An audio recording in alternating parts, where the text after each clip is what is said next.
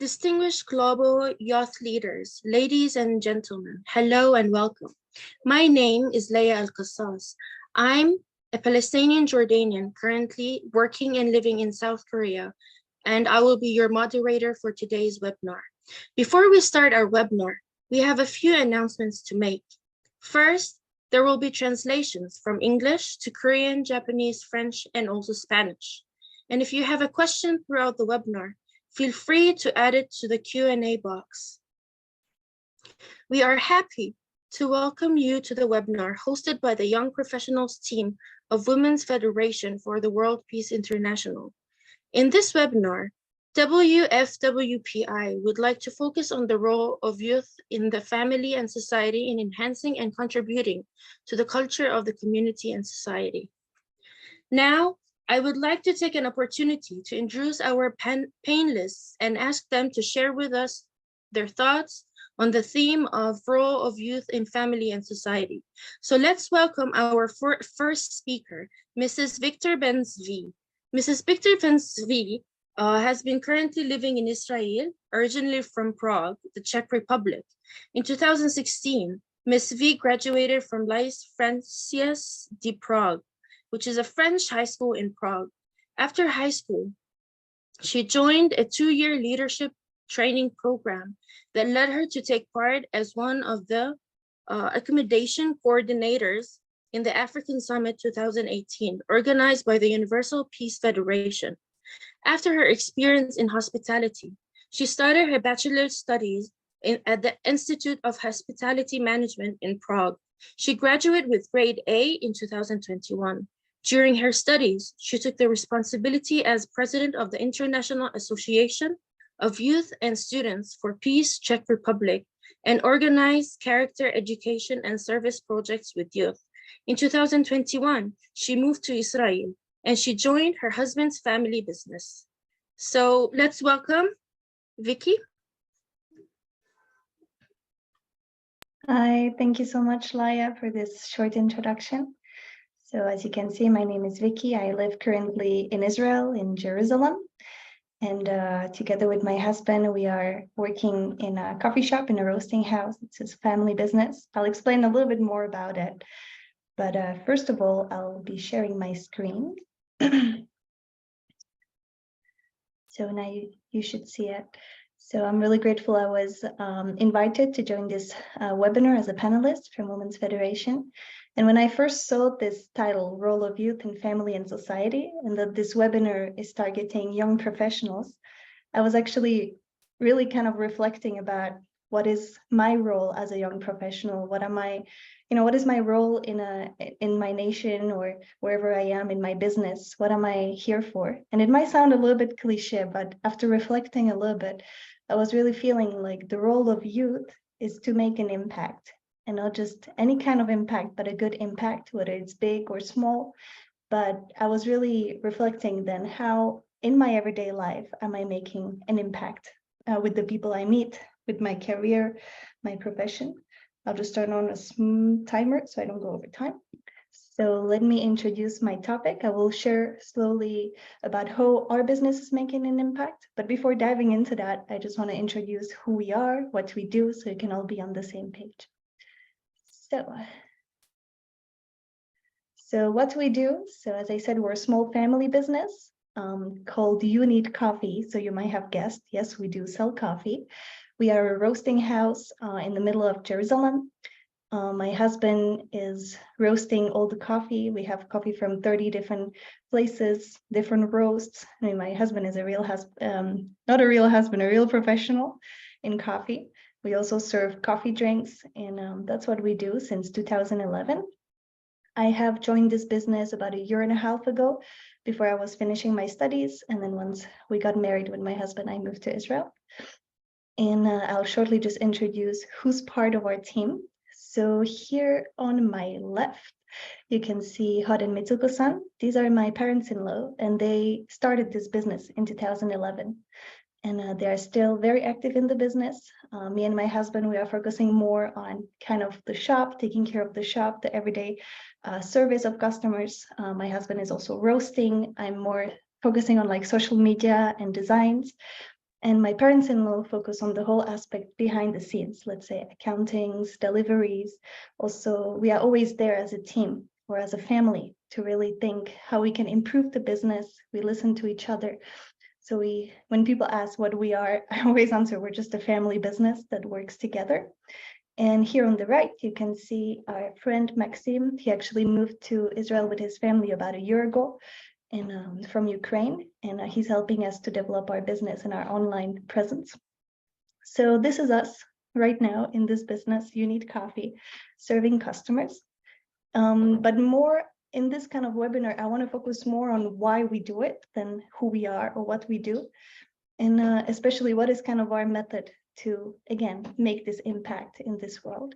So first of all, this whole business was not created just for external purposes. Of course, there's an external purpose, which is make a living, right? Every business is there to generate profit.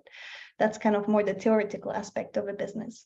But this business, the vision that my parents-in-law had, first of all, is they wanted to create a place of harmony in a divided nation. And as you know, probably most of you know, Israel is a nation that is divided. There's conflict going on constantly. And even if you look at the map, I put a little map in there. So we are living right here. That's our, not living, but that's our coffee shop, You Need Coffee. And we are basically at the center of Jerusalem on the Jaffa Street. And the Jaffa Street is one of the roads, or kind of like the peace roads. This basically road doesn't belong to any kind of religious group. It's more secular. And if you continue all the way down the street, you'll end up in the old city, which is the second picture of the map you see here. And you enter through the Jaffa Gate. And in there, actually, every corner is divided by religion. So you enter on the left, you see the Christian corner. On the right, you see the Armenian. Then you continue, there's the Muslim corner or neighborhood, then the Jewish neighborhood. So you can see it is very divided. And even though the people are not necessarily divided, but you wouldn't necessarily see let's say an Orthodox Jewish person in a coffee shop in the Arab neighborhood, or opposite, a Muslim person in a Jewish Orthodox coffee shop. So you don't really see, people don't really mingle with each other as much as we might think. However, our coffee shop is really a place where we want to create this harmony, where anyone can sit, whatever they belong to, what kind of ethnic group or what they believe, doesn't matter. We want them to really feel welcome, because coffee can really unite just anyone. So this is our goal, and this is the purpose of this coffee shop. And if we dive further, I just want to introduce how we do it. So it's not just enough to say, okay, now we want to create a place of harmony, and that's what we kind of try to do. But we do it also very practically. What we try is every morning with my husband, when we enter the shop, the first thing we do is we turn on the lights, we turn on the machines and everything. But what we do next is we actually set an external goal. And this external goal is like a monetary result that we want to make during the day. Let's say today we want to raise $1,000, right? But then that's also not enough. If we just think about this external goal, then we will focus the whole day just externally. I want to, make the most money, and I'll just focus on that. Which, again, we have two purposes, right? This external purpose, but also this internal purpose. And the second thing that we do is we always set an internal goal, which is, as I've written down there, to make this extra effort to really grow our heart. So especially as young people, we feel, we're not perfect yet. We're still growing. There's a lot we have to learn. And especially if our coffee shop is supposed to bring this kind of harmonious atmosphere and make people feel comfortable, then we, as the people who are serving the people there, we need to really put that extra effort so people feel it in their heart. So every day we basically set a goal, which is, for example, today I will sincerely ask the people how they're doing, or I will smile at the people, I will have a grateful heart.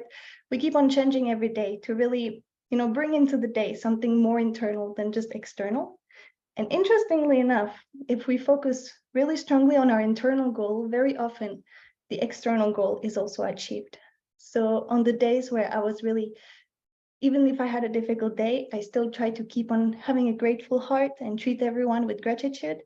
Then usually externally, I could reach my goal as well, even go above it. So in a way, I feel this really, because we do this we practice this method every day, we are able to also make an impact on people.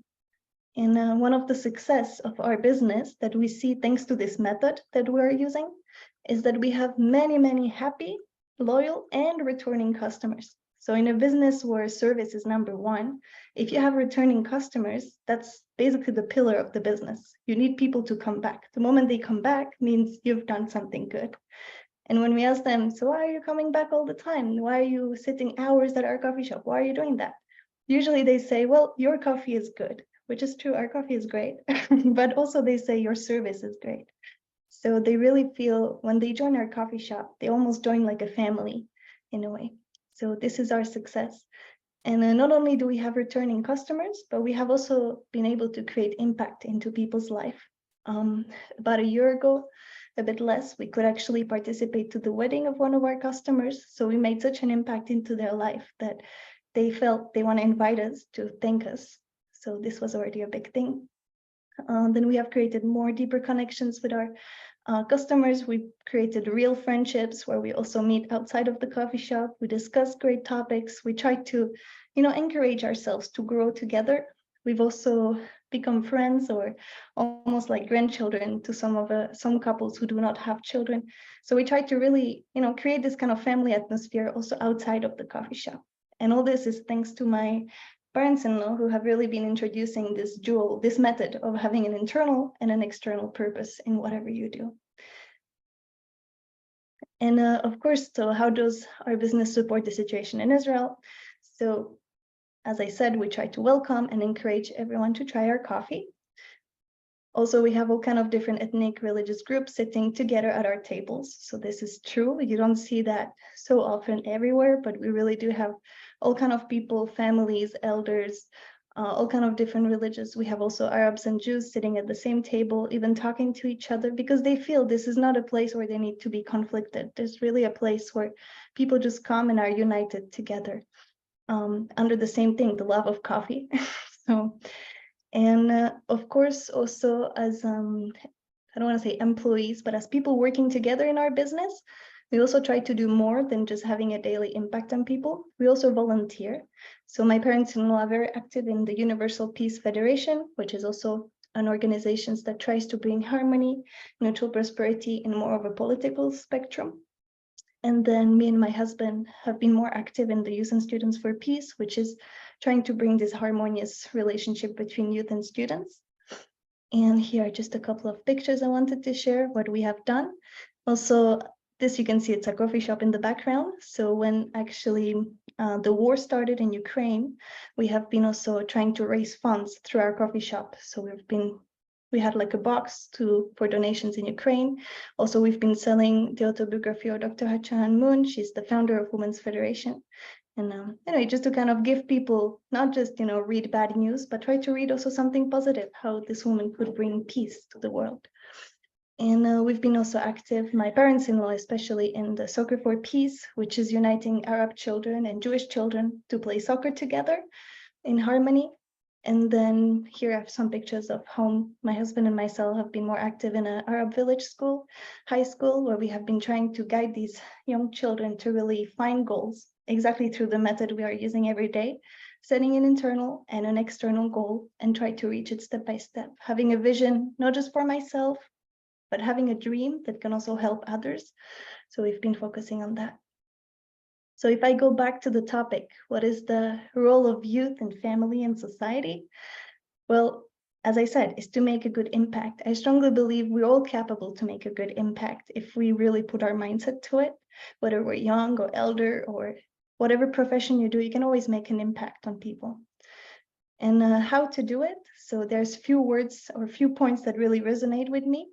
I've recently read, again, a speech from Dr. Hachahan Moon, the founder of Women's Federation. And she was talking to young people and she said, in order to make a great impact or to change this world, you as young people have to be the best in your field. And that was really resonating with me. So if I make coffee, I have to make the best coffee. If I'm a teacher, I have to be the best teacher. If I'm whatever, whatever you want to be, if you're a journalist, be the best journalist. But then she was really emphasizing on another aspect, you have to develop your heart. So if you just focus on this external being the best, you don't end up so well after that. You might feel burnout or things like that. So we really need to parallelly develop ourselves externally and internally.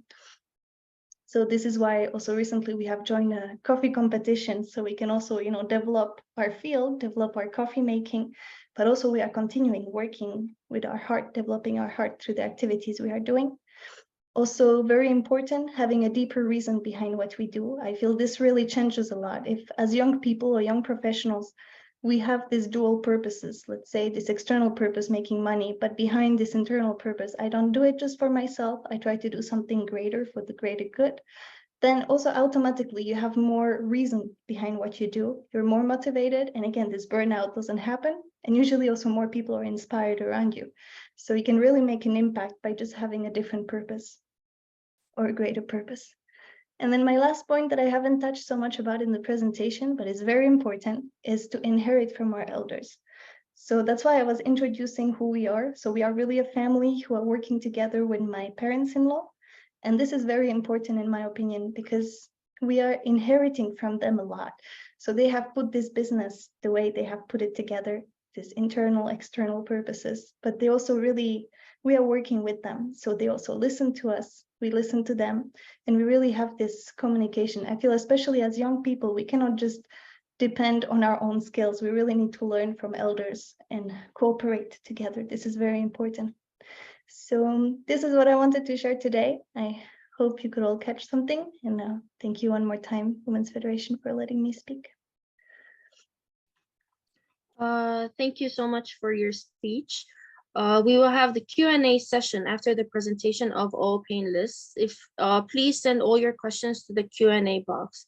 Now, our next speaker is Ms. Veracia Kayimba Chiloba. Ms. Chiloba was born in Lusaka, Zambia, last born in a family of 12. She completed high school in Geneva, Switzerland, and wore her GCSE and A levels in England. She has a bachelor's degree in psychology and master's degree in international relations from the Central China Normal University in Wudan, China. Although she is still in her infancy as a working professional, she has had an interesting educational set of experiences. She is trilingual in English, French, and Chinese, and has worked as a professional female football player for the Zambian women's U23 national team. Liz teaching primary school part-time.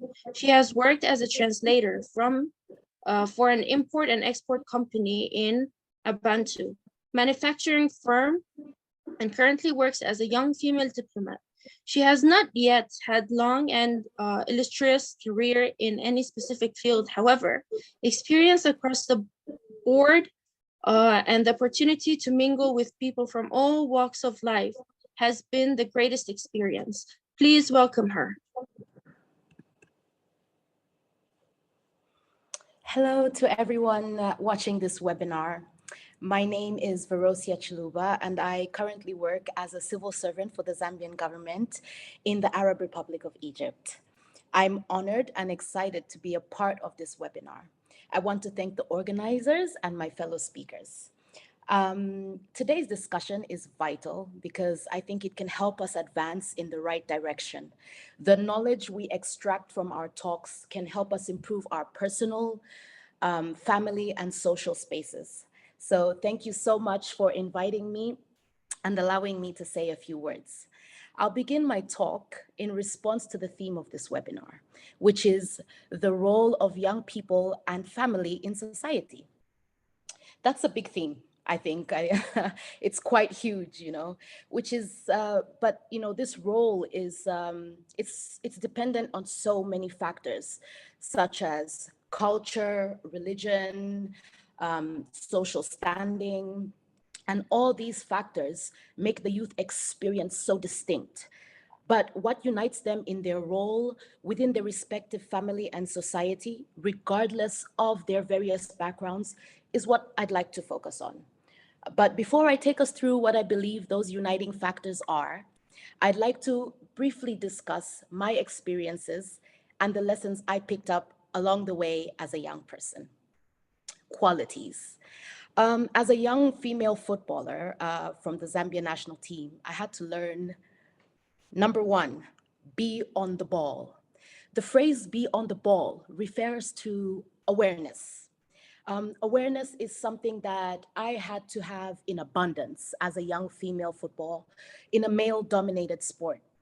For me, stay on the ball meant being alert to limited opportunities and not being afraid to pursue them when they presented themselves, instead of being shackled by socially constructed limitations. Football taught me to be focused on my ambitions and firm in my beliefs. And as young people, I believe we can pursue our dreams with courage, with resilience, and just keep going. The second term of phrase that I'd like to use is "not keep mum." Mum as in M-U-M, like our mothers. So "not keep mum" is a phrase that simply means don't stay quiet. Speak up. I've learned as a young mother that many young people fail to speak out about issues that affect them. And we fall into the trap of thinking somehow that things will just work out, if we say nothing. Silence is a defense mechanism to preserve peace and avoid unnecessary conflict. It's hard being a young mom, especially with the family and the social expectations that dictate how you should raise your child. The dominant voices and personalities can shrink your young voice and push you away from being at the center of your own life. Choosing for you rather than empowering you to make your own decisions.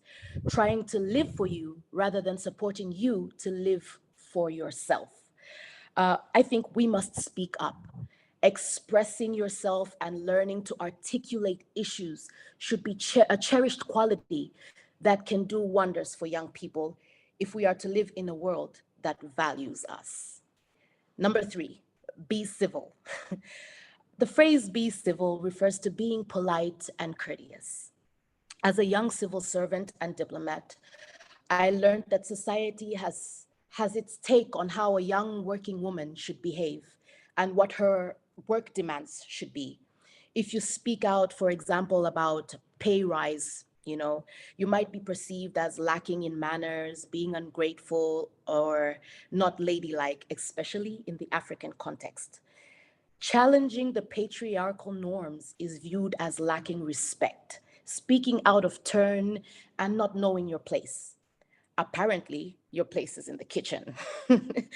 These outdated and these outdated ideas have dominated for many years and persist in many circles. Archaic ideas maintain that a woman belongs in the kitchen. So when she finds herself in a working environment with her male counterparts, she should know her place and accept what is on offer. And if it does not fit her skills, qualifications, and ambitions, even if it doesn't fit any of those. I'd like to encourage young people to nurture their ability to challenge norms. You can still be civil and not reduce yourself to people's poor expectations of you. Standing up for what you believe in is not impolite, or nor is it uncivil. Now that we have the unnecessary youthful qualities out of the way, I'd like to deal with the function of young people in family and society. My focus will hinge on the phrase "almost universal" in the perception of young people. I'm thinking most of you would have at some point in your lives heard this as a young professional or youth. And it's as though we've been receiving in some capacity this phrase for a long time. And the phrase is, say it with me, "kids these days." Kids these days is a famous expression amongst the older generation and usually relates to how the older generation is disappointed in how young people have turned out. It's mostly a pessimistic and disparaging view of how bad and how bad kids are, and and how they can't compare to kids of the past. But if the older generation were so exemplary when they were young, how come they have become older adults who persist with corruption, war, patriarchy, just as an example? The simple truth is no generation is perfect. And the advantage today's people have is that we can learn from the older generation, see what mistakes they made, and ensure that we don't repeat them, because how we behave is how we turn out for the most part.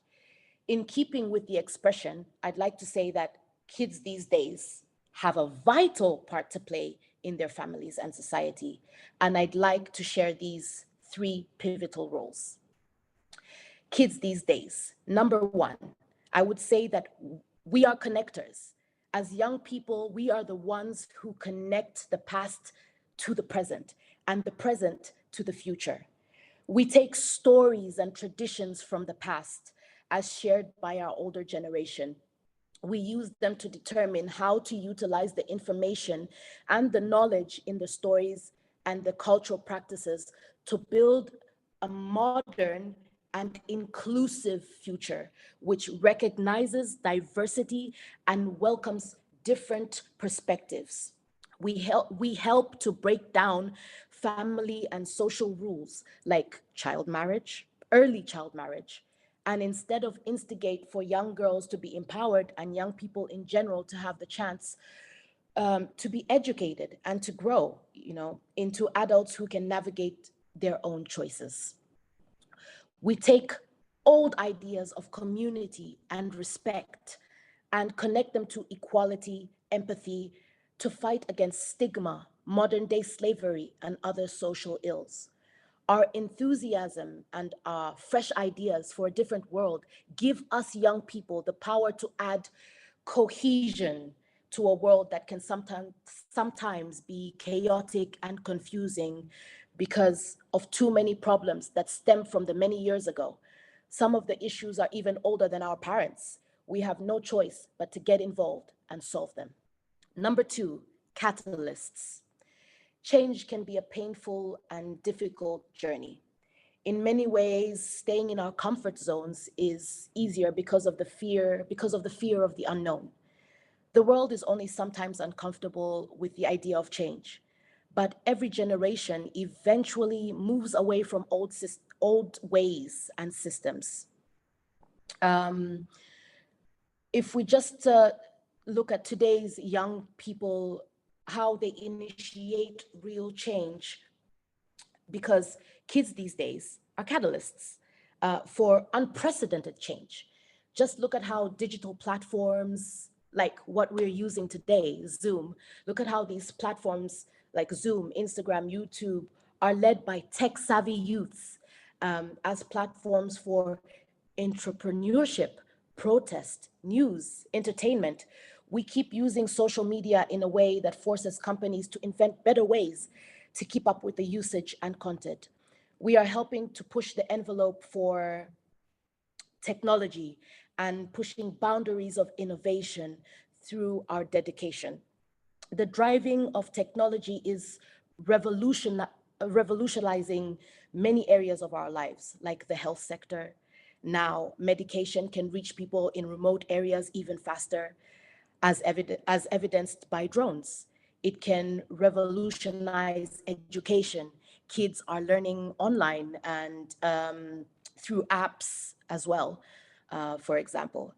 And last but not least, number three, we are creatives, keeping the fire of curiosity burning, asking difficult questions that challenge us to be better, and having a great imagination, is one of the biggest strengths that young people have.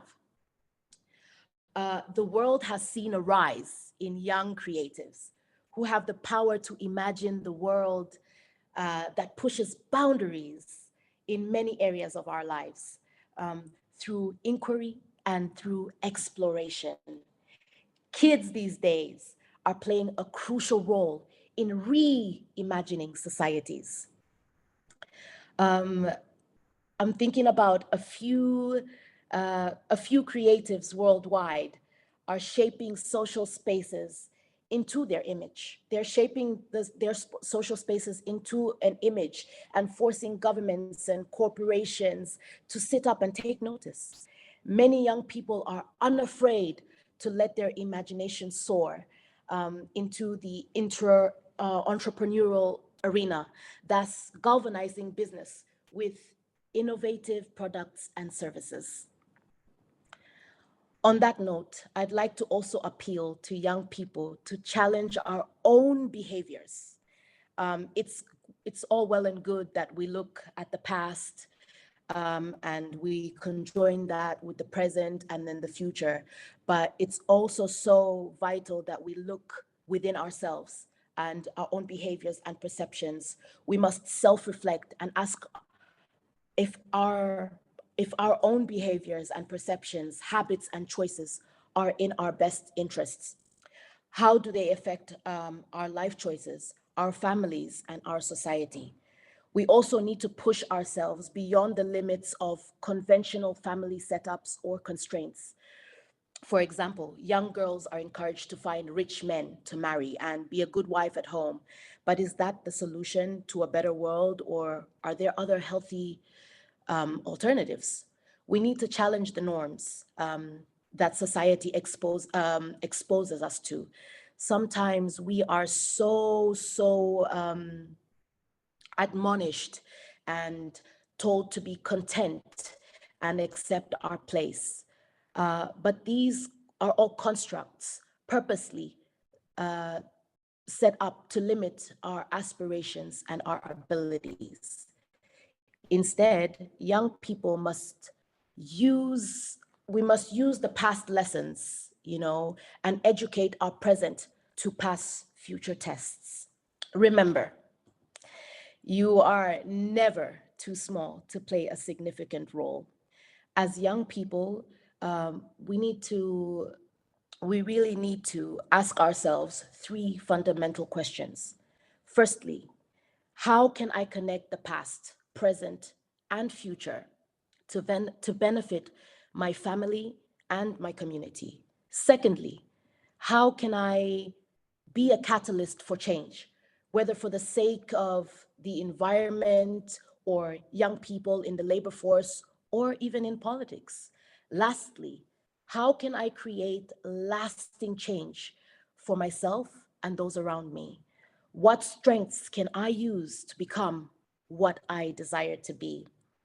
To all those young people, I stand in solidarity with you on our quest to build a future which is progressive, inclusive, and brave, about progress and about change, a future that we can all be proud of. Thank you so much for listening. Thank you so much, Ms. Ferocia. Your speech was truly inspiring. I hope we get a lot of Q&As about your speech. For our next speaker is Miss Davinia Marie Bascott. Miss Marie, a seasoned professional with over 20 years of experience in psychology, spirituality, and personal development. Her journey into this field began at a young age when she was introduced to meditation, a practice that has remained a fundamental part of her life ever since. Over the years, she has explored various forms of energy healing, such as the Theta healing, shamanism, and Reiki, all of which have helped her deepen her spiritual understanding and enhance her personal growth. Her fascination with the human mind, emotions, and behaviors eventually led her to pursue a BSc honors in psychology, after which she went on a train in Gestalt psychotherapy. Throughout her career, she has been dedicated to helping people from all walks of life. She has worked as a supervisor of Malta's National Helpline. Please welcome her, everybody.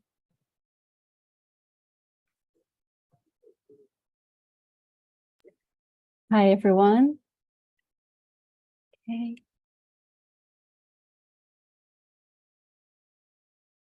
Okay. So greetings, distinguished members of the World Federation for World Peace. My name is Davinia Marie, and I'm honored to address you today. I've been deeply moved by the previous speakers, and I'd like to express my gratitude for sharing their insights. In today's world, we are more connected than ever before, thanks to the internet. However, paradoxically, this increased connectivity has made many people, especially young people, feel more alone and disconnected. They feel disconnected from their loved ones, their peers, and nature. Moreover, the online world presents constant dangers, such as cyberbullying, non-consensual sharing of intimate images, grooming, excessive use, gaming addictions, etc. Young people must learn how to navigate these hazards quickly to protect their mental health and moral compass. As someone who grew up with the internet, I have seen its boom, infiltration, and invasion into our lives. I remember being in situations that have become all too common today, situations that I didn't realize were shady at the time. However, as I've grown older and wiser, I've recognized their shadiness and how dangerous they could have been. I now understand that the normalization of behaviors that we know are wrong is the enemy of our time. We are constantly exposed to images of violence and sexual acts in movies, series, games, anime, as well as social media and the news. This constant bombardment has desensitized us and made it harder for us to take a stand. For instance, we need to take a stand against online bullying. Toxic behavior in online games and friends ganging up on one another and tearing each other down for the sake of a laugh is unacceptable. Yet, it's also almost celebrated amongst some communities. Such behaviors can make someone's life extremely miserable. It shows a growing lack of empathy between peers and an increasingly acceptability of losing control of our anger and engaging in abusive behavior. This can even happen in instances where someone is at their most vulnerable, for example, after the passing of a close family member.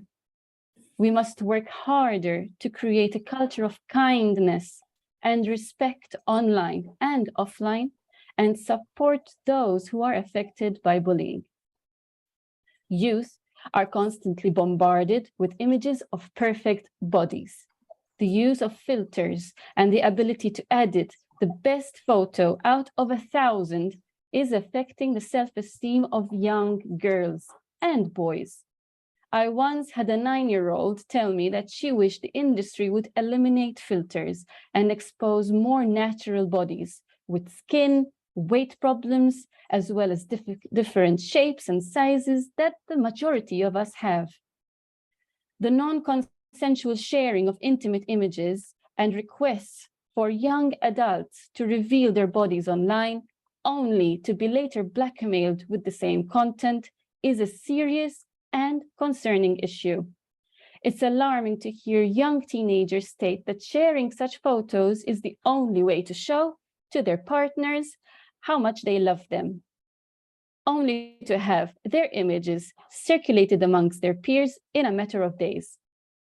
Additionally, I have assisted young children and adults, predominantly girls, who were targeted by online predators who knew how to befriend and manipulate them to attain sexual material for their own gratification. It's important that we raise awareness about these dangers and educate young people about the potential risks associated with sharing personal information and images online. The digital age has made it easier for the entertainment and tech industries to constantly engage young minds through notifications, prompts, and other forms of attention-grabbing tactics. This constant stimulation can make it difficult for young people to put down their devices and disconnect from technology. As a result, they may be missing out on important face-to-face interactions, outdoor activities, and other experiences that are essential to their growth and development. Moreover, social media platforms and mobile apps are designed to keep users hooked by providing a never-ending stream of content tailored to their interests and behaviors. This can prove to be hard for children to break away from their devices, especially for young people who are still developing their self-control and decision-making skills. This excessive use can lead to a number of negative consequences, including poor sleep quality, decreased physical activity, and decreased academic performance. I have witnessed children meeting up only to sit side by side while staring at their own screen instead of playing games such as football or having deep conversations face to face. This cocktail of daily risks creates fear, anger, anxiety, and depression in today's growing generation. Suicide and self-harm cases are on the rise, and it is our responsibility to help those who are suffering from such disconnection from their happiness and well-being.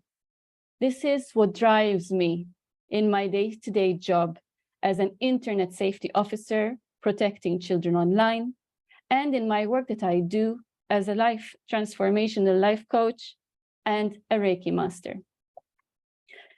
In one of my recent meetings where we give space to youth to voice their ideas, I was reminded of my own experience growing up. It resonated with me to the point where I realized that today's experience is not much different than what we felt when we were growing up too. Youth need to feel responsible. Their voices need to be heard, and they need to see some kind of outcome for sharing their experiences. We cannot brush them aside with the predisposition that only adults know what's best. They need healthy boundaries. Maintaining healthy boundaries with love and care will give them a sense of safety and enable them to manage and deal with all these risks at a slow pace. They should not be thrown into the deep end with no skills or understanding of what is happening, especially when there are no boundaries in today's modern playground, the online world. And they need to feel loved. Nowadays, they are constantly competing for our attention from our own devices. Social media is designed to try to get as much of our time and attention as they can muster. Our children are now also witnessing parents who are struggling to put their phones down and spend quality one-to-one time with them. This is a call for all of us to be mindful of how much quality time we are spending with our loved ones and whether our phones are stealing us away from what is most precious and important for us. Here, I would like to take this opportunity to share some tips that will hopefully help youth, children, and adults to counter these negative realities and to thrive in today's culture and support the roles within the family and society as a whole. The first is to connect, that is to take the time to connect. Connecting with someone by actively listening to them, being fully present, open, and engaging with the person you are communicating with helps build strong friendships, self-esteem, and openness to learn something new. It makes you and the other person feel less alone, which also boosts our sense of happiness in life. The second tip is to prioritize a good night's sleep. Not only does it help with healing and recovering our physical bodies, but it also improves our mood and focus during our waking time. We tend to take sleep for granted and allow distractions such as our phone and social media to get in the way of a good night's sleep, which can lead to stress upon waking up and less energy to deal with the stressors that come our way throughout the day. Sleep also helps with memory retention and is beneficial when trying to come up with inspiring ideas to solve our problems. The third tip is to practice meditation.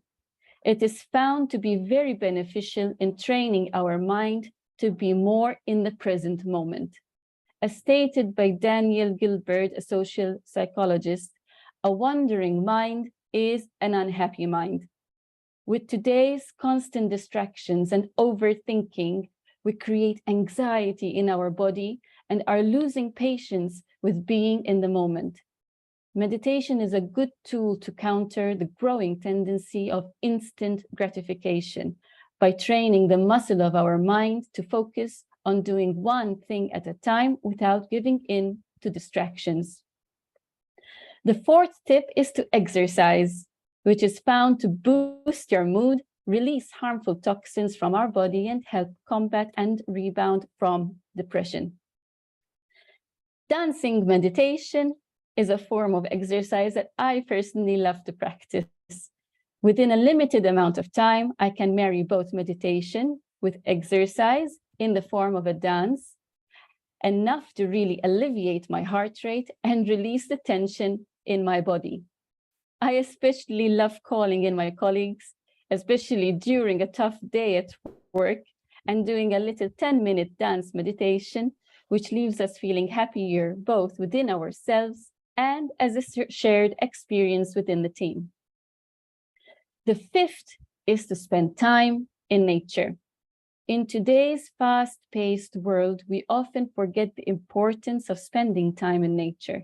Studies have shown that spending time in nature can significantly reduce stress, anxiety, and depression, and improve overall well-being.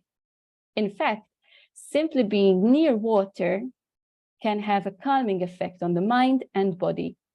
Whether it's a walk in the park, a hike in the mountains, or a swim in the ocean, nature has a way of grounding and rejuvenating us. Incorporating nature into our daily routines can also help us be happier in life. When we take the time to appreciate the beauty around us, we become more mindful and present in the moment. This can lead to a greater sense of gratitude and appreciation for the world we live in. So let's make it a priority to spend more time in nature, whether it's a short walk during our lunch break or a weekend camping trip. Our minds and bodies will thank us for it. The sixth tip is to practice gratefulness by acknowledging that which is good in our lives. By doing so, we are validating its presence and training our mind to keep finding good things to be grateful for. I suggest writing down what you are grateful for in a journal so that during rainy days, when you find it hard to see anything good, you have hard evidence staring you in the face that is counter to what you might be feeling in the moment. It serves as a reminder that there is a lot of good happening in your life and that this moment too shall pass. Last but not least, practice saying thank you. Show others your appreciation, validate them, honor their value and presence by recognizing the time and skill they took to help you. By thanking each other, we reciprocate in building each other up, and you build stronger bonds and stronger friendships, and people will more likely be willing to contribute and help you again. On this note, I would like to take this opportunity to thank Althea Palombi-Corlett for putting my name forward, Mion Tsuchikiaka for reaching out to me, the Women Federation for World Peace for hosting this event, and the audience for listening to me and giving me this opportunity to share my insights. I hope that you found something fruitful in what I shared with you today. Thank you. Thank you so much for this insightful presentation.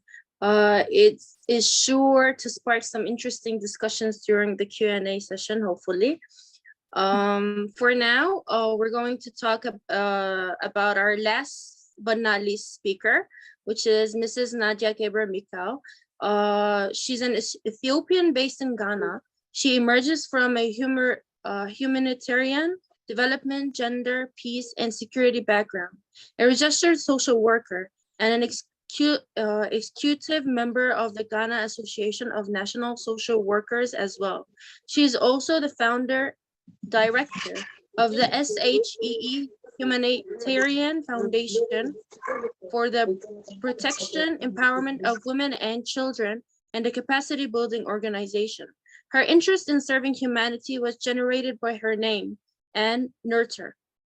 Moreover, working in the humanitarian development, gender, peace, and security sectors birthed from her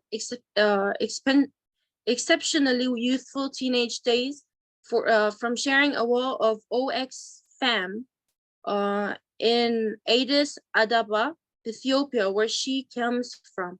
Please welcome her, everybody.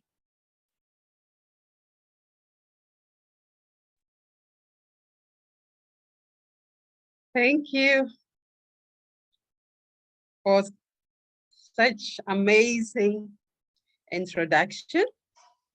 I think I have to ask Mayon to share my presentation. Thank you, Mayon.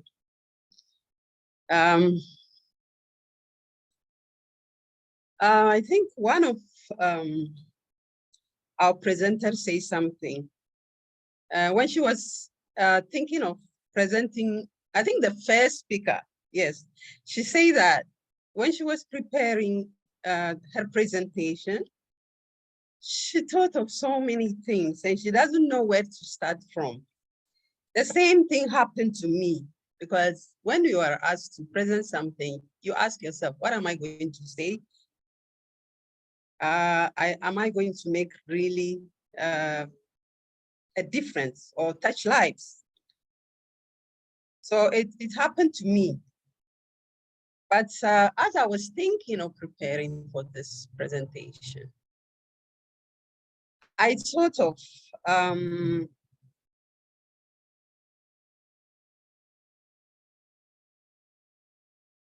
to the last slide, my last slides.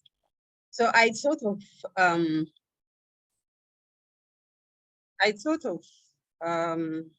wow.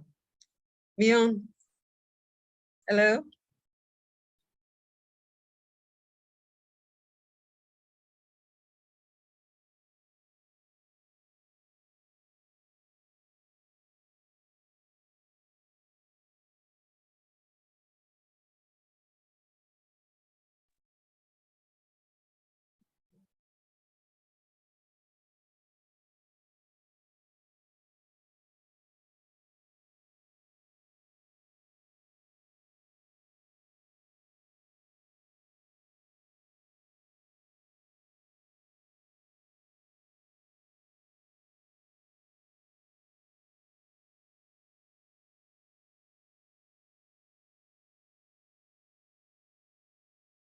Well, that's good.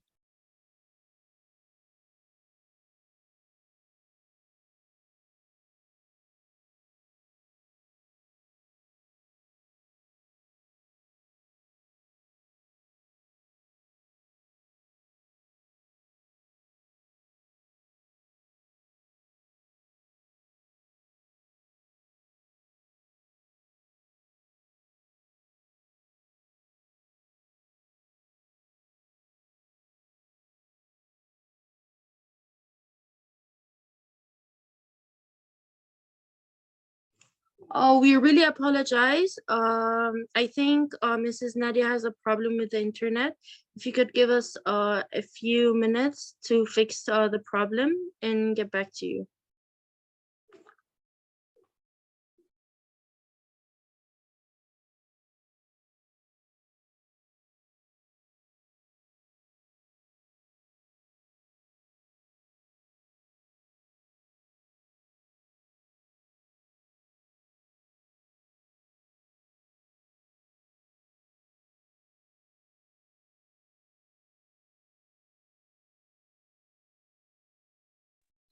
So I was talking about where to start for this presentation. The last slide, please, Mion.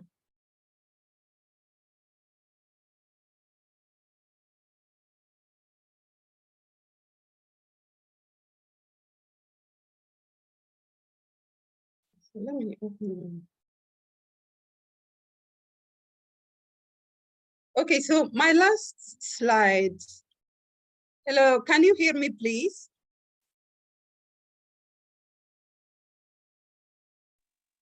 Yes. Can you hear me, please? Yes, we can hear you. Yes, we can hear you. Thank you very Yes, much. we are Please hearing you. respond. So where to start? It was from Mrs. Moriko Hori, who said that the world is sad. The world nowadays is sad and mad. Like she talked about, it's full of madness, sadness and full of madness. That's what she said. So, but she also continued about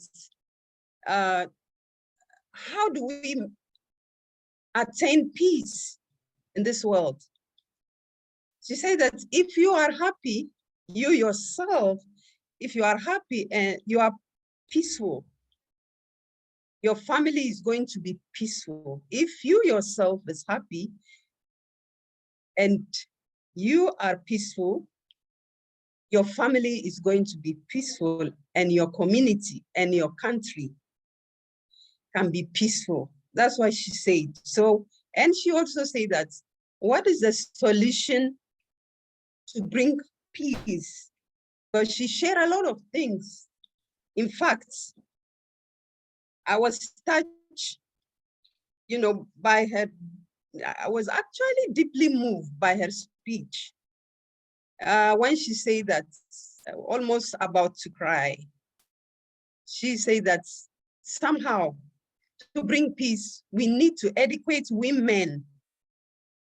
We need to educate women, especially the youth. And we have to exercise forgiveness and partnership. So that was the one that I was actually thinking. Okay, so as I was thinking, I say, okay, then let me say something about peace.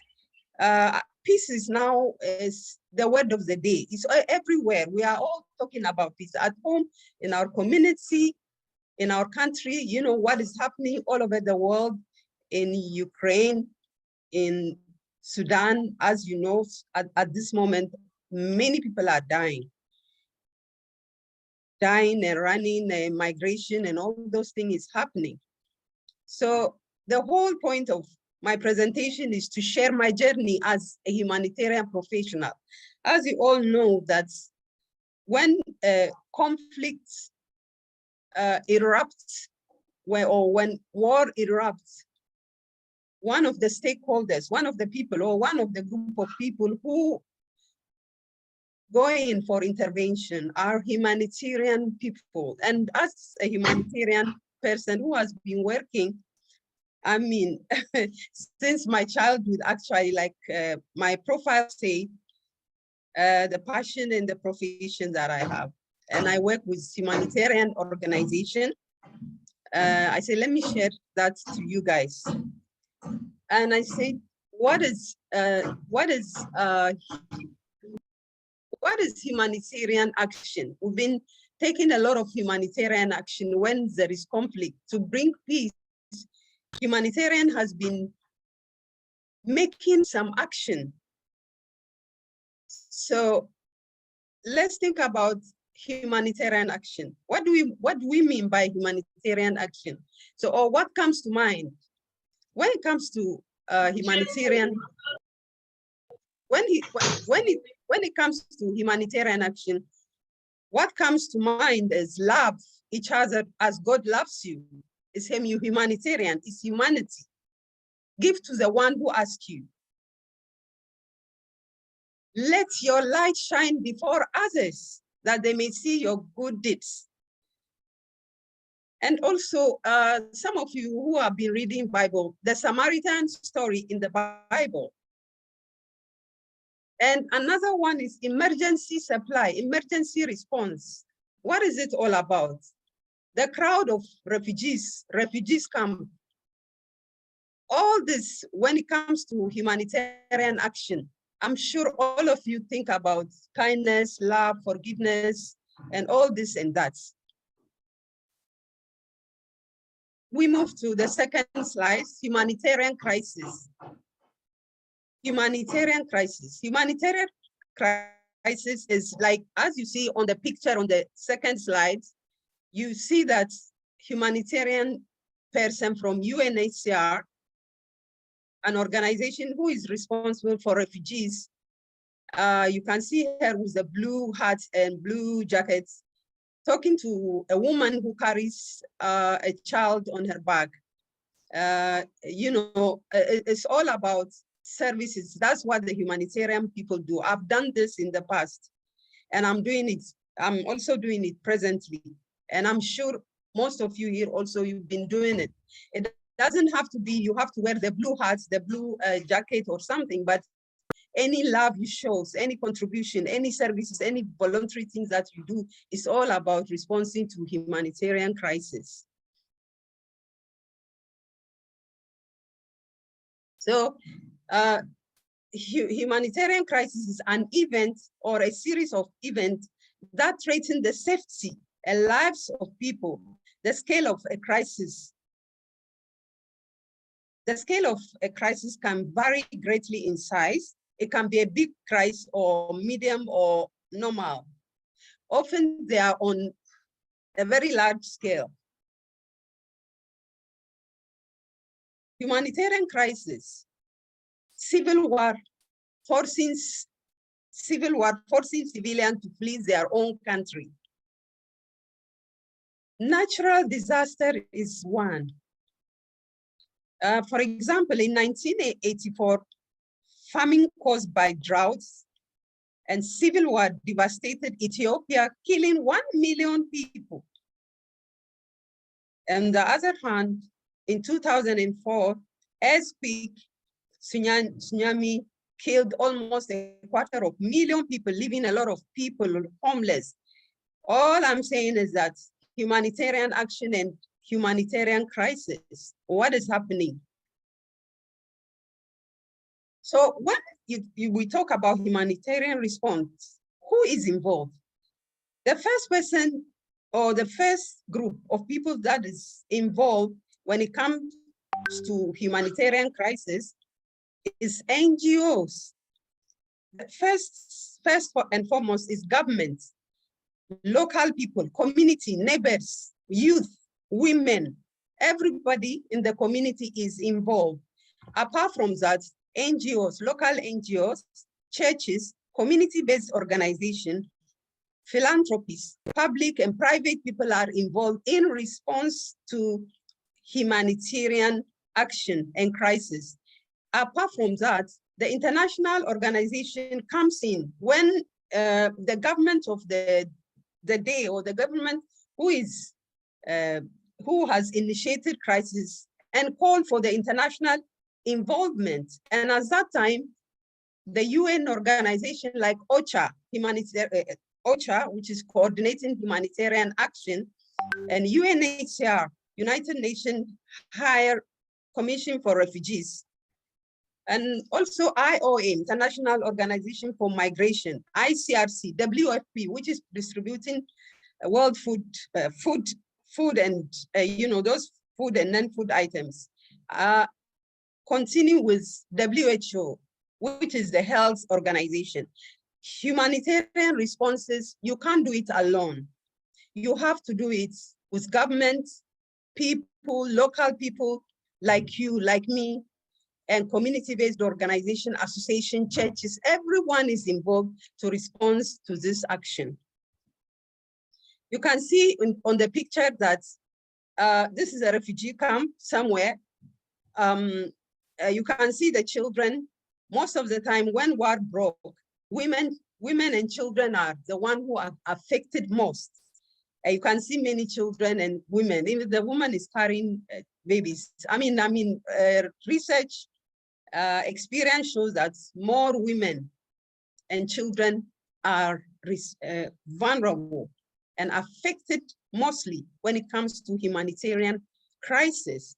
You can see the UNHCR, the main UN organization who is involved in responding to refugees' needs.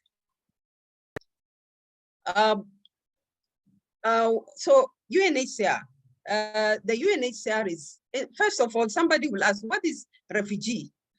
Refugee is someone who has been forced to flee his or her country because of persecution, war, violence. And also refugee has a well-founded fear. He is afraid of persecution for reason of race, religion, nationality, political opinion, or membership in a particular social group. Most likely they cannot return home. So they become refugee in somebody's country. For example, when, how do you call it? Sudan, the war broke, but people are in the neighborhood. Example, right now in Sudan, a lot of refugees are moving to Ethiopia, Egypt, those countries around the neighborhood. And in Ghana, God forbid, if war happens, people go to Togo, Nigeria. That is how it goes.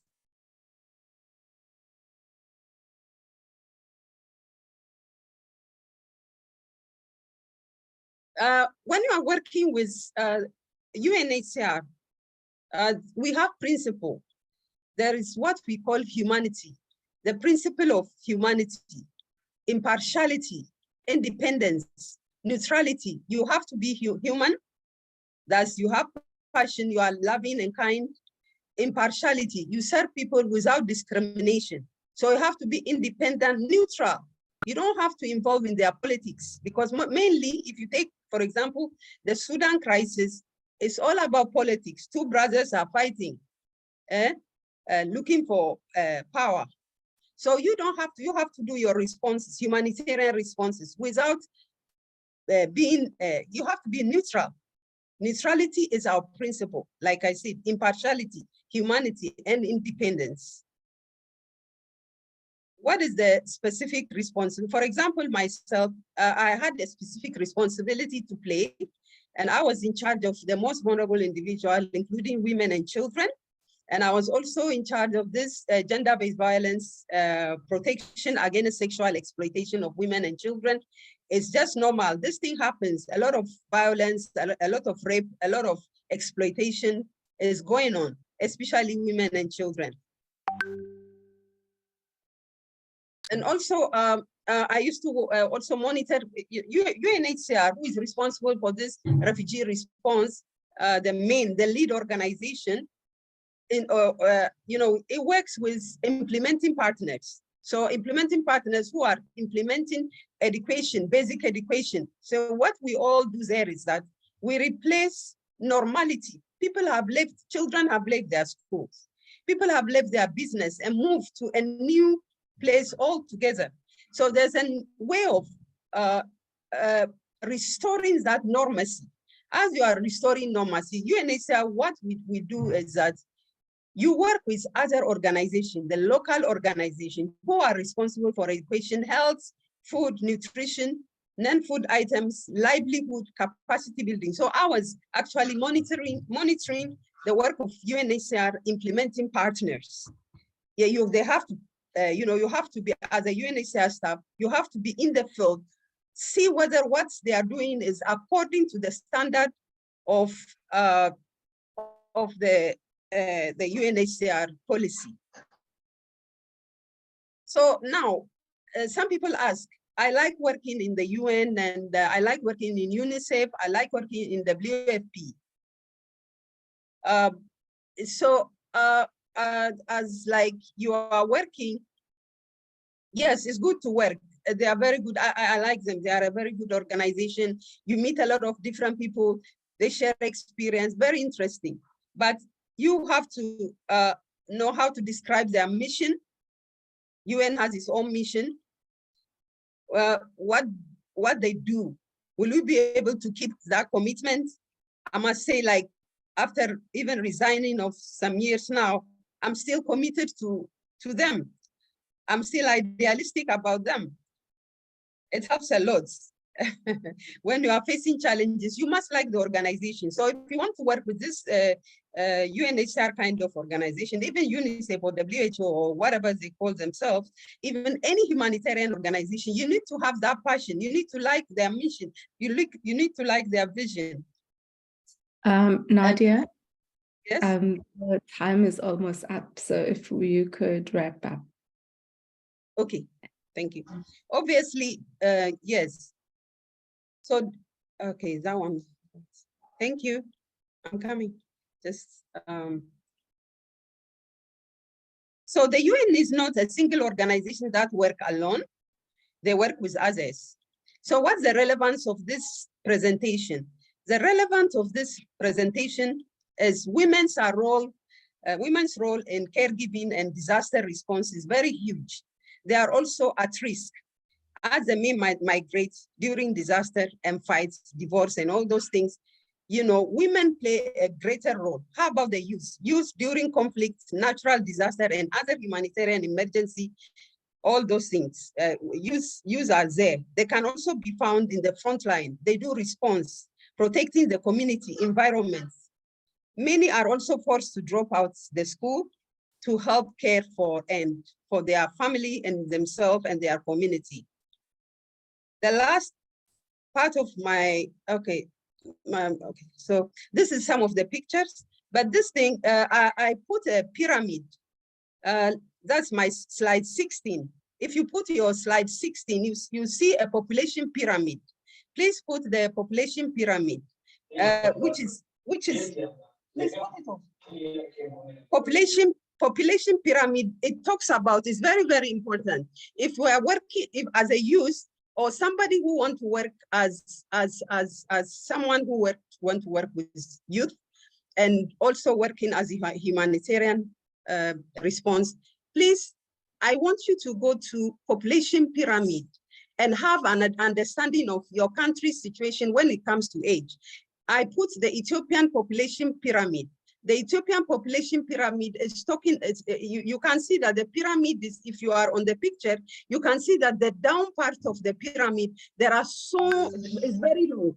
So this means that in Ethiopia, we have a lot of young people. You can see that as the pyramid going up, you can see that elderly people are reducing and reducing, but at the down part of the pyramid, you would see that a lot of young people are there. So as you and I have responsibility to empower, to educate, to spend money on these young people, So if we say we are working with young people, if you are a young person, please visit population pyramid.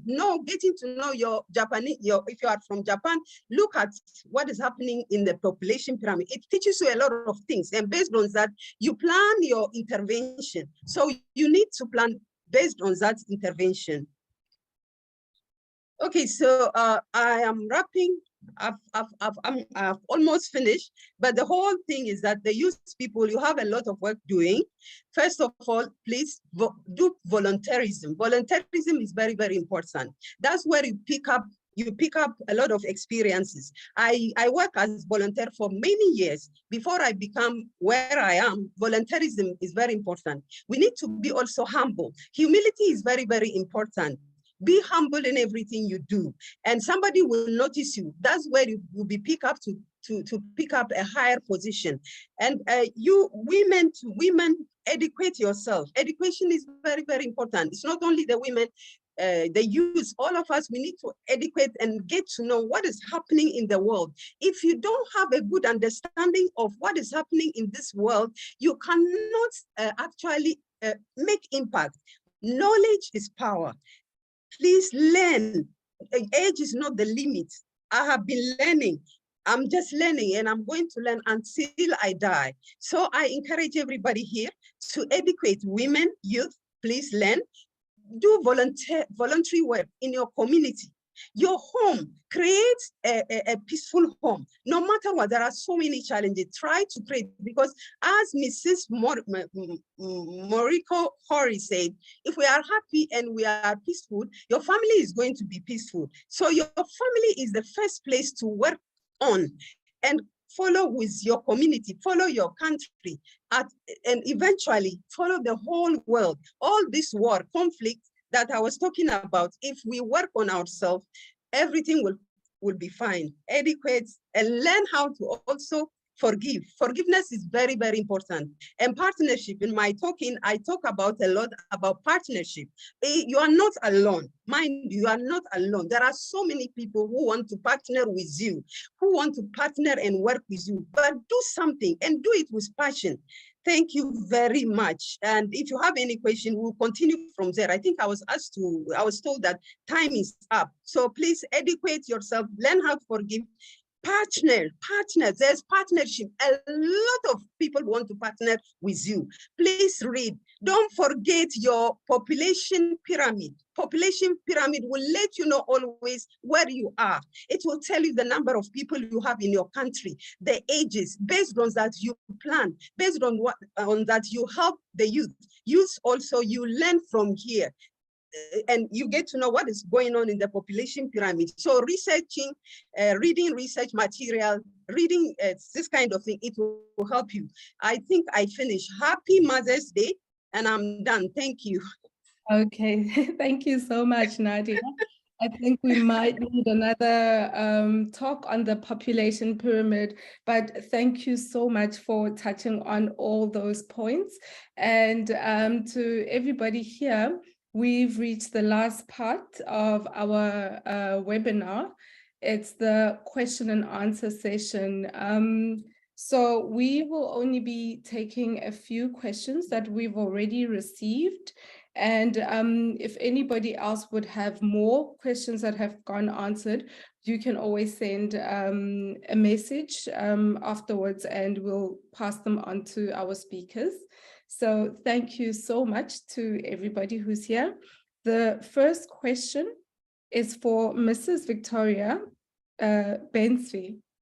And the question for you is, create a place of harmony in a divided nation with a cup of coffee. This is very motivating and beautiful. What is the most challenging thing for you about doing business in a foreign country, and how did you solve it? Thank you for this question.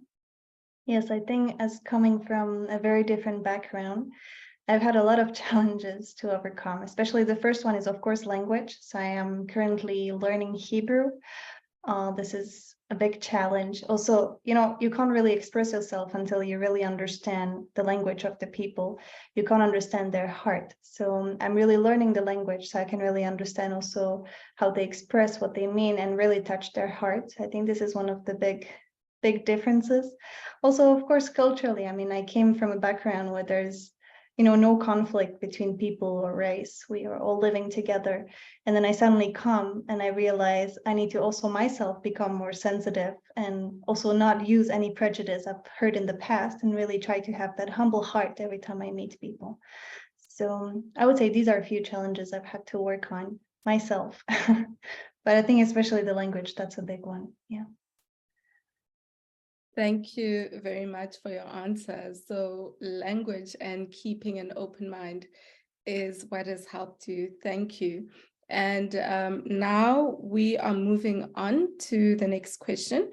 This is for Ms. Verosia Kayemba Shiluba. And your question is, you have many experiences in your life and wise outcomes.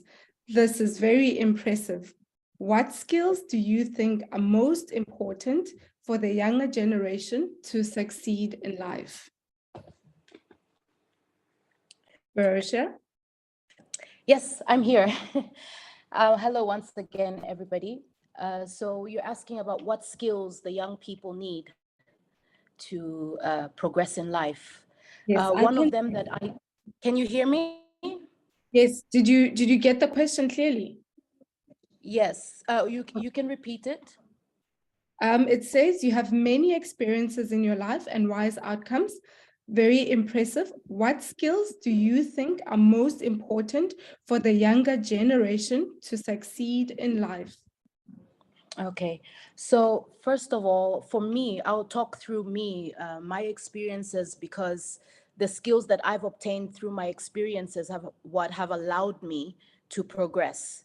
So first and foremost, it's one key quality that I think we need to adopt as the youth is humility. And I believe the last speaker spoke about that. Two of the other speakers spoke very heavily about humility. Humility is key because, you know, we live in a world with different generations. So it's important to understand that respect goes a long way, you know. And then apart from humility as well is one of them that was in my speech about not staying quiet, you know, don't keep mum, because at the end of the day, for us, we need to be able to express ourselves. So young people need to educate themselves, learn about different cultures, different religions, and just, you know, work around that and use their humility and their sensitivity to move forward in life. But for me, humility is one of the key elements of success. Thank you very much, Barosia. And I think to all our young people here, you have heard some of the skills that you can use to succeed. And now for our next question. This is for Ms. Davinia Marie. And it says, I agree truly with your presentation. Thank you for sharing. Certainly, many people are dependent on their devices, and I think this problem will only grow in the future, especially for children living in the cities where there's no nature. What do you think is the best age to buy a cell phone for a child, and how can we protect them from negative information? Okay, so this question gets asked a lot, and there is no clear indication or studies that show that one age in particular is better than another, because a 9-year-old child might be extremely mature, but a 16-year-old child might not yet understand some things yet. So it's a very individual thing.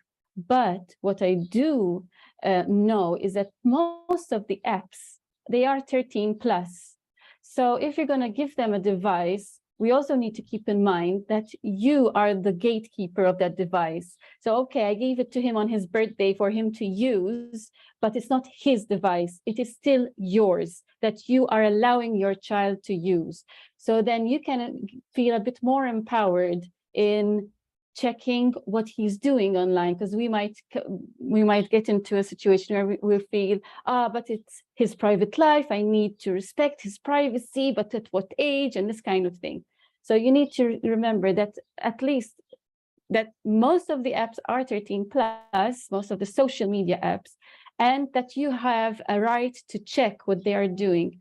This is because they might be playing a game appropriate app, okay, like Roblox or Minecraft, which they are age appropriate for 7-year-olds, okay, and 8-year-olds. But the amount of grooming cases that we had during COVID times, because they were spending so much time on their devices behind closed doors or in a private area where the parent can't check their devices, had grown, because then from one application, which is age appropriate, the predator would move the child into an area, for example, which is like Discord, where they can continue the grooming tactics and normalize the bad and harmful behavior.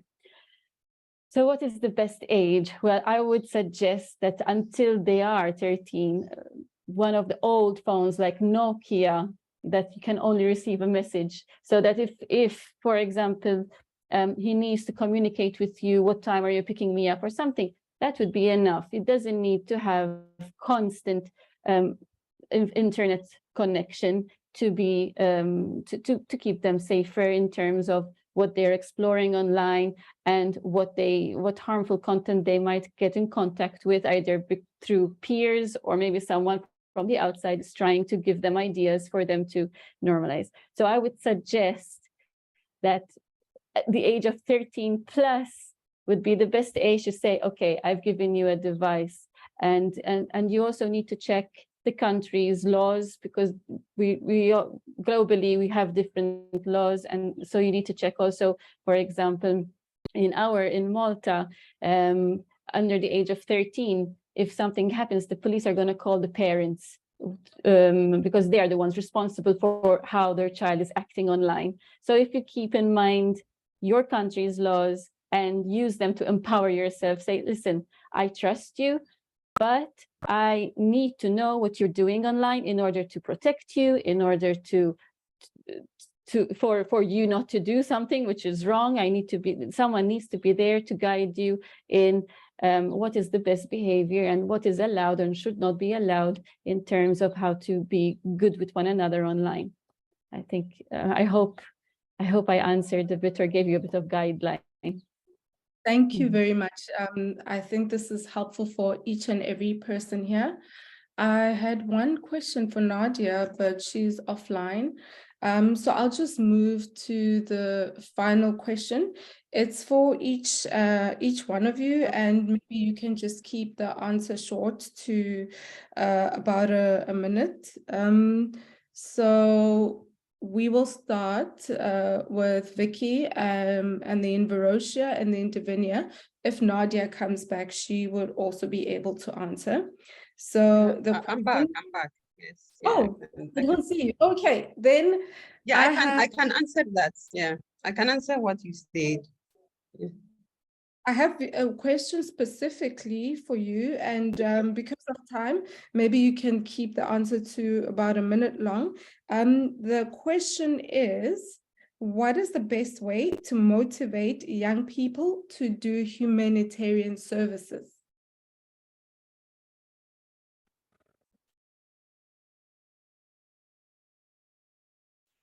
Hello, Nadia.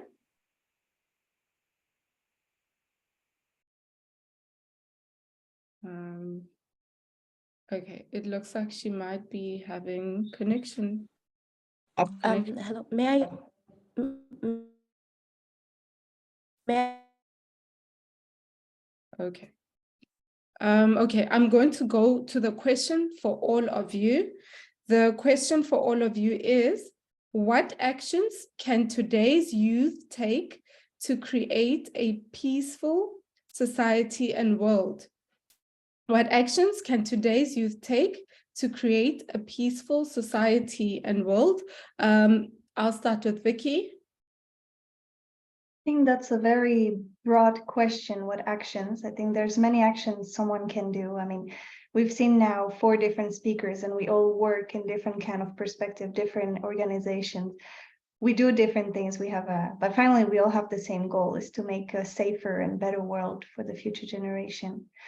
I think youth, especially if they want to do something, they need to find what they're passionate about, and then through that passion, develop. Join an activity, start their own, start small, even just, sharing things on social media is already a big thing. So it really starts from seeing what's your passion and how can you use that for not just yourself, but for the sake of the greater good. That's what I wanted to share. Thank you very much, Vicky. Varosia, it's now your turn to answer the question. What actions can today's youth take to create a peaceful society and world? Hello, can you hear me? Yes.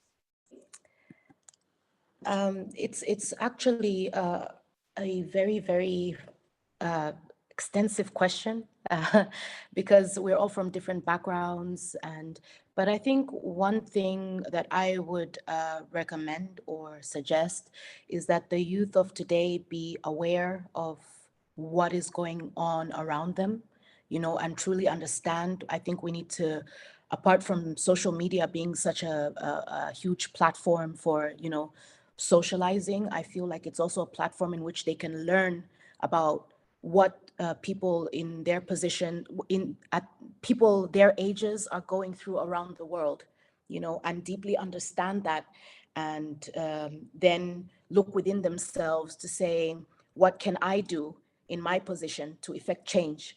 And, you know, it could be even through social media that they could do that. So I think we need to use what's around us and understand the world's environment as well.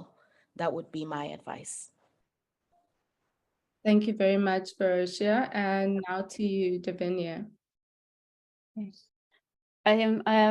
Two things come to mind. I think the first one is youth can be ambassadors in their day-to-day life, either with their family members or even with friends, to speak up. And even if they see something which is wrong, speak up. And if you're gaming and there is bullying happening, speak up. And they need to involve, not to be afraid to involve themselves in things in order to speak up and to call each other out on some actions which might not be healthy for one another. And the second thing is what Vicky had mentioned, is to find something that they are extremely passionate about, something which is external to the online world, a hobby, or maybe they join these ambassador groups, or to involve themselves in something which is outside of online world. It's okay to then show their progress online, but it's to really get yourselves involved, to have a discipline away from the computer, away from your phone, to really focus on something which is physically demanding in a way. Thank you.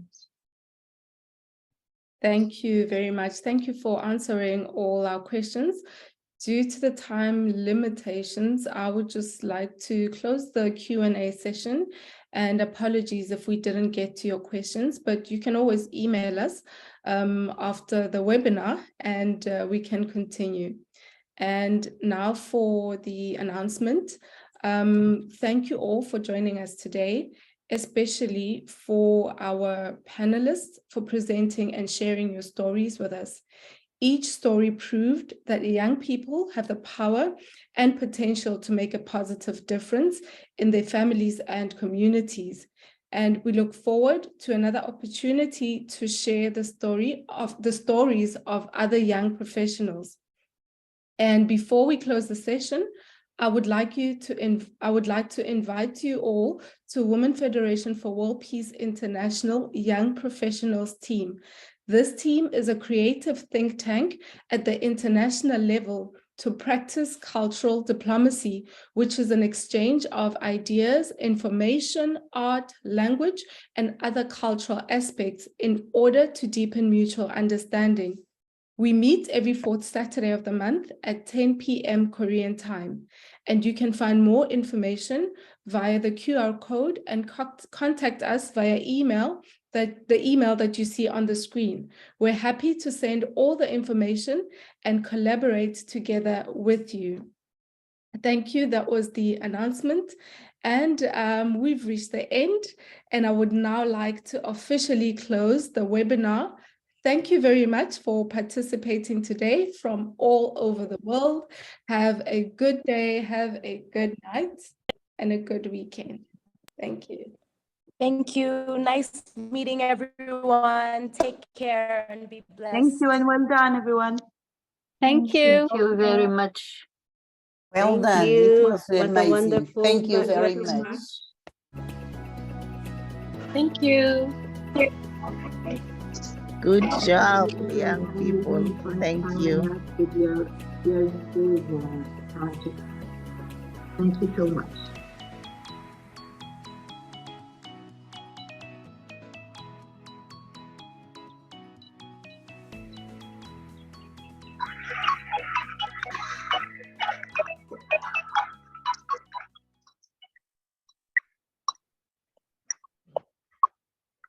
Destiny, where is Deborah?